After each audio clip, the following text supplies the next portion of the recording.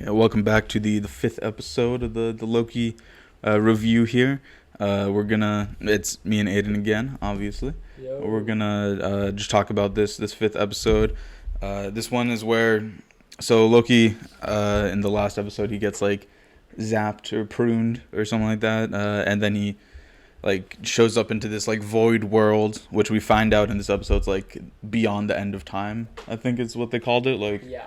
it's a place where no one can really get to with the temp pads and all of that. I feel like it was more of a bridge episode into the finale. Journey into Mystery is what this episode's called, Right. which makes sense with the whole theme of the episode. The whole plan that they Yeah, come up with. yeah, and then you see like I guess you have like Sylvie and the judge Renslayer. They kind of they're like going back and forth, and like the Renslayer is like trying to convince her, I guess, that it's like, no, I'm on your side. I want to find out who's in charge of this, and you, I guess, I mean, because then she just calls the TVA people, I guess, and you never really get to see them work together, and it kind of was obvious that they weren't really gonna work together. Like that would be they really, trusted each other. Renslayer was just stalling for time, like waiting for more guards to show up so that they could accost Sylvie.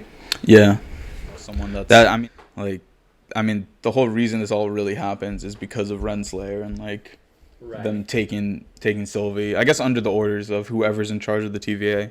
But yeah, I don't.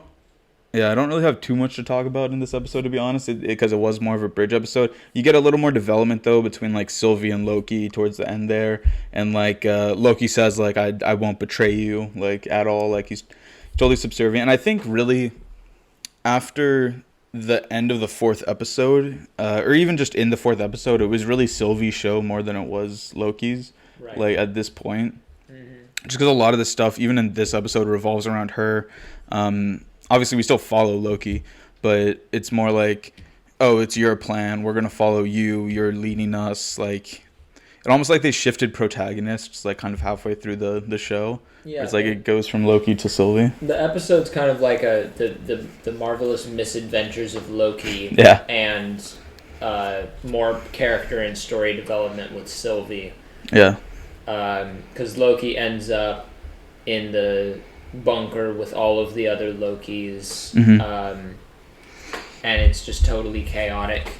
I mean, I found that kind of interesting. The idea that the most pruned individual across the timeline is Loki. Yeah.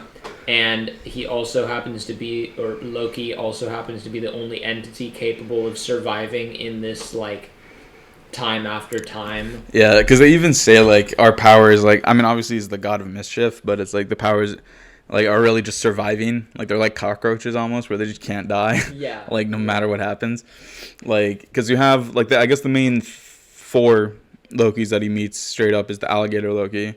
You have boastful Loki, who's like had that hammer and everything. Yeah. You have Kid Loki, who we find out kills Thor. Like that's his whole reason that he's there, is that he killed Thor. Right. And then there's the classic Loki is what they call him, which is like that older guy that like his story was pretty cool, where he like had actually survived like Thanos' attack and like like drifted away onto like just a random island, and then like the second he tries to get off the island, the TVA show up, which also makes me think like, because we know it's never we know that he's always supposed to die at the ship, like in the ship. So I guess that kind of shows like, as long as everyone thought he was dead and like he never interfered with anyone, like anyone else's lives, then he would be okay to live out his life because he's not really interfering in the timeline. Right. Which is like, because that was the only thing that when I heard that originally, I was like kind of thrown off, because I'm like, well, they should have got him right away and like pruned the whole thing. But I guess it makes a bit more sense now, where it's like the second he tries to actually send a distress signal and like get someone to come and find him. And that I'm also wondering, so does the pruning things like work that they prune the whole timeline, or do they just prune the world or something like that? Because like in this, you saw like ships getting dropped in and like all of this. Yeah, so they talk about that in one of the other episodes. They say that the like wands that they use to prune people only prune that one individual. Okay. what they use to fix the timeline are the reset charges, the little like bomb things. Ah. And what those do is they only it looks like it's like disintegrating it, but it's just resetting the timeline in like a bubble of affected area. So like, let's say you're on a ship, and you like you guys make a wrong decision on the ship or whatever. Yeah. TVA shows up, prunes you. Yeah. Obviously, you're not the only thing in this situation that did something wrong. Yeah. To get pruned. Well, actually, you know what? That leads into another interesting theory. Let's maybe in that case, when the ship got dropped, like let's say the captain made a decision that he wasn't supposed to. The captain would have gotten pruned separately and probably would have shown up separately. Yeah, just there somewhere. But the ship itself would have dropped in because of the reset charge. So the captain wouldn't still be on the ship. He would have already... That's a good point. Been pruned. Like, the individuals that cause these issues in the timeline are not only affecting themselves, but they're also bringing everyone around them into this, like... This, like, void of time. Yeah. Alioth. Yeah, which Alioth is like the big smoke monster that they talk about like a lot, and I guess he just disintegrates stuff like permanently. Like you don't really know because like it's the question of like this is the end of time, right? Like there's nothing charted there. I don't even think they say it's like this is beyond the end of time. Like that you have to go through the void to get here, which I guess the void is Alioth, is what I'm thinking at least. But it's a question of like. Well, what does Alioth do? Because they say it feeds, but it looks like it's just disintegrating things. So that's why I'm like wondering, like, is that like you're permanently dead, or does that even lead you to somewhere else? Like, because it looks like when you get pruned almost, but just it's purple instead of that like yellowish type thing. Right. So yeah. I mean, I feel like just for the sake of the show, it's probably like permanently dead. But it's like an interesting like thing I'm thinking of where it's like because we're talking about like the affected area. So does Alioth just like is he the reset type thing? Like, is he like that?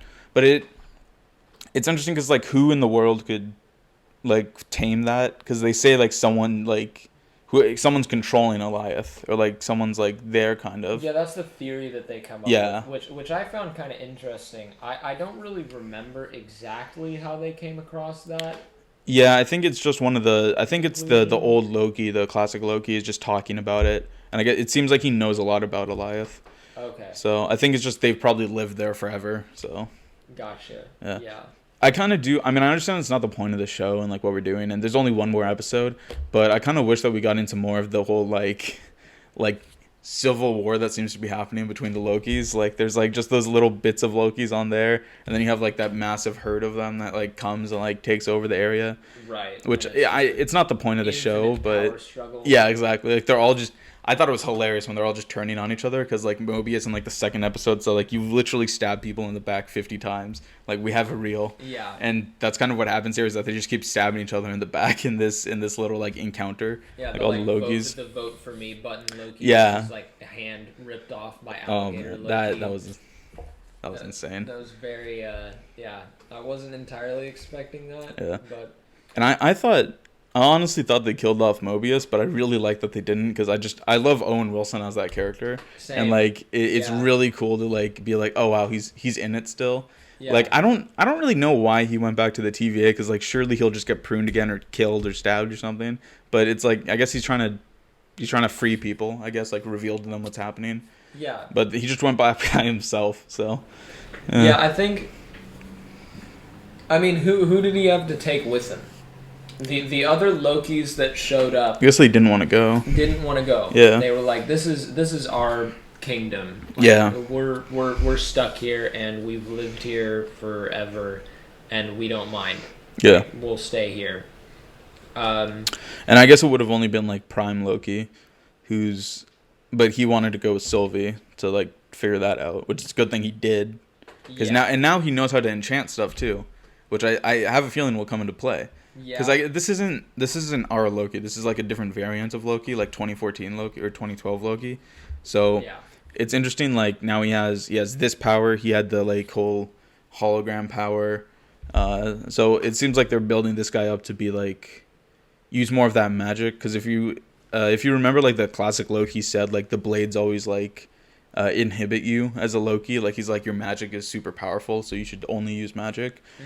Which we see later when he builds like Asgard basically, Yeah, like in the which was sick to see. yeah, it's interesting because you really truly get a glimpse of just how much power a Loki can really have when classic Loki Yeah. creates a life size And that wasn't even yeah.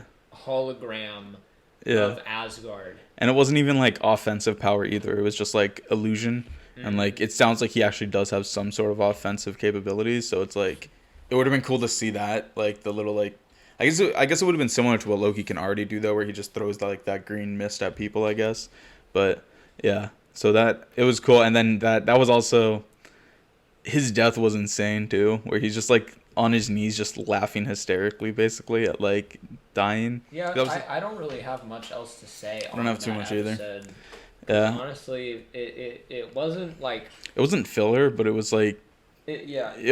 there wasn't like the only thing about it is like you learn more information about like the characters and how they connect to each other. Like it creates stronger bonds between the characters. That's pretty much what the episode does. Like I don't have too much. Yeah, there's a bit of in detail past building, that. Like you get to see Loki and Sylvie's trust Yeah. becoming stronger between each other. Yeah, they were gonna kiss.